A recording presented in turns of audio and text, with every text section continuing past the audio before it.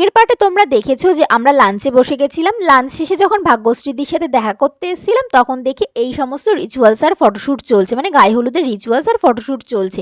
তারপর সেই সমস্ত কিছু শেষ করে, মানে বরণ টরণ সব শেষ করা হয়ে গেলে আমরা দেখা করে চলে গেছিলাম বাড়ি। দিদির একটু হেয়ার স্টাইলটা করে দিয়েছিলাম। তারপর আমিও রেডি হয়ে চলে এসেছিলাম সন্ধেবেলা আবারও ভাগ্যশ্রী দিদিদের বাড়ি। সেখানে এসে এই যে কাকিমাদের সাথে ভাগ্যশ্রী দিদি দেখি ছবি তুলছে, আর লাবণীদি উপাসনাদির ছবি তুলে দিচ্ছিল। মণ্ডপে বর এসে গেছিলো, সেটার একটু ভিডিও করে নিলাম। তারপর দীপ্তশ্রী দিদির বন্ধু বান্ধবীরা এসেছিল, তারা ছবি তুলছিল।